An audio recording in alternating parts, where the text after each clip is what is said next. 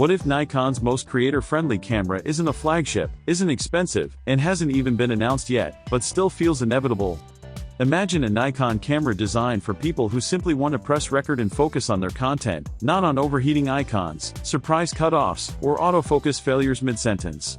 For years, Nikon users and video-first creators have asked for exactly that kind of tool, and the rumored Nikon ZRC may finally be Nikon's understated answer to all that frustration.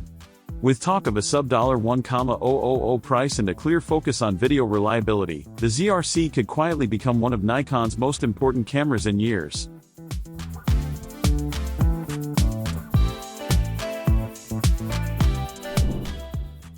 For a long time, Nikon's relationship with creators has been complicated.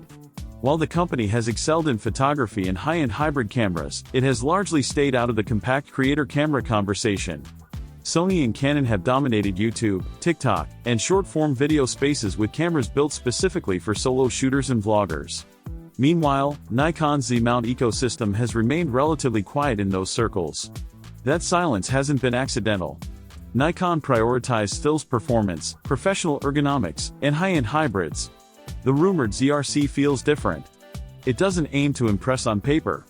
Instead, it seems designed to work consistently in the real world, where creators care more about stability than specs. According to current leaks, the Nikon ZRC would be Nikon's first serious attempt at a compact, video-first APS-C camera. Lightweight, portable, and purpose-built, it's rumored to target YouTubers, vloggers, streamers, and solo content creators rather than traditional photographers. This isn't meant to be a mini flagship or a scaled-down pro body. It's positioned as a practical tool, something you can rely on daily without thinking twice. In that sense, the ZRC represents a philosophical shift for Nikon, one that prioritizes usability over prestige. Sensor rumors suggest a resolution somewhere between 20 and 26 megapixels, and while that might not excite spec chasers, it makes a lot of sense for video. Lower megapixel APS-C sensors typically offer faster readout speeds, reduced rolling shutter, and better heat management. For creators shooting long clips, live streams, or extended talking head videos, those factors matter far more than ultra-high resolution. Pairing this sensor with a newer variant of Nikon's XPET processor could be the key to making the ZRC genuinely reliable under real shooting conditions. Thermal performance is one of the most important talking points surrounding the ZRC. Overheating has haunted many compact mirrorless cameras, especially those pushing high frame rate 4K. The leaks suggest Nikon is taking a more conservative and intelligent approach here, focusing on sustained performance rather than short bursts of impressive specs.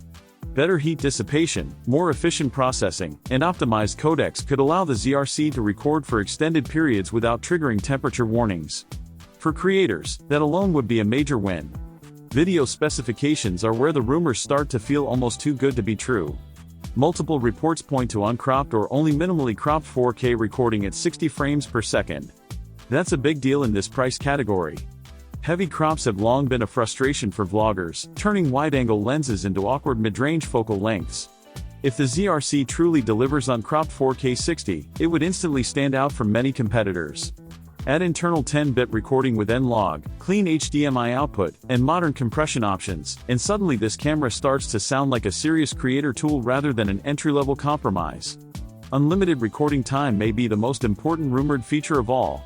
Not because it looks impressive on a spec sheet, but because it removes friction from the creative process. Creators don't want to watch timers or reset recordings every 29 minutes. They want to talk, teach, perform, or stream without interruption. A camera that allows continuous recording without artificial limits fundamentally changes how stress-free it feels to use. If Nikon gets this right, the ZRC could quietly outperform cameras that look more powerful on paper. Autofocus, however, remains the biggest question mark.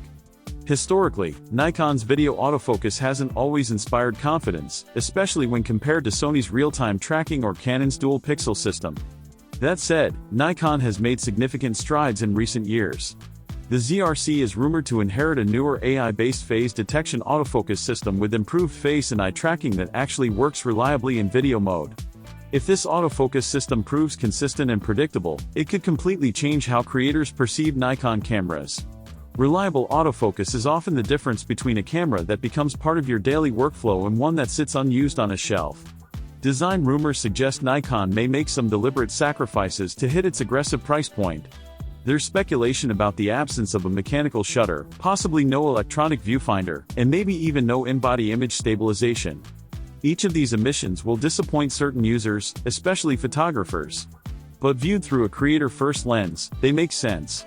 Many video creators rely on tripods, cages, gimbals, or digital stabilization. If lens-based VR and electronic stabilization are strong enough, the lack of IBIS may be a reasonable trade-off for better heat management and lower cost. Ergonomics are expected to favor video use over traditional photography. A flip-out screen, accessible buttons, strong internal microphones, and good audio input options would be far more valuable to the ZRC's target audience than dual card slots or high burst rates. This camera isn't trying to replace a Z6 or Z8. It's trying to stay out of the way while creators do their job. Pricing is where the ZRC could become genuinely disruptive. Current rumors place the body only priced somewhere between $700 and $900.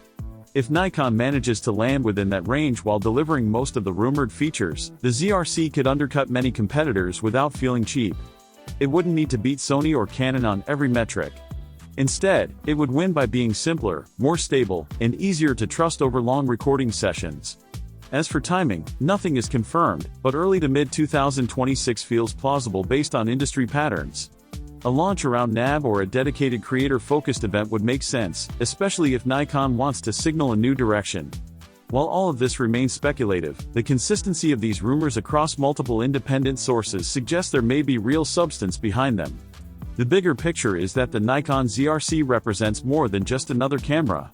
It symbolizes a potential shift in Nikon's priorities.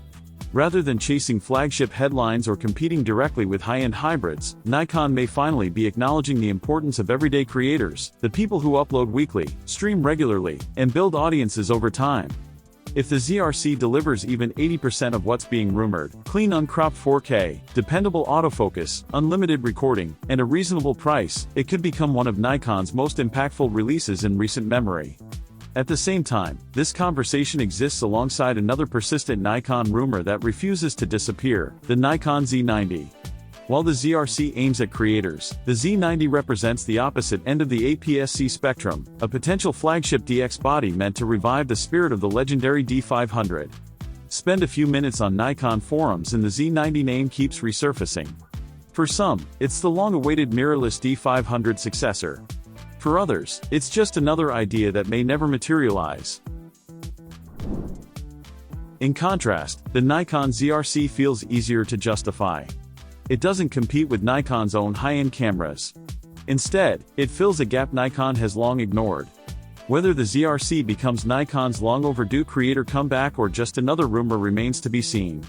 But if Nikon truly delivers a camera that values reliability, simplicity, and real-world usability, it could finally win back video-first creators who have been waiting patiently for a reason to stay or come back.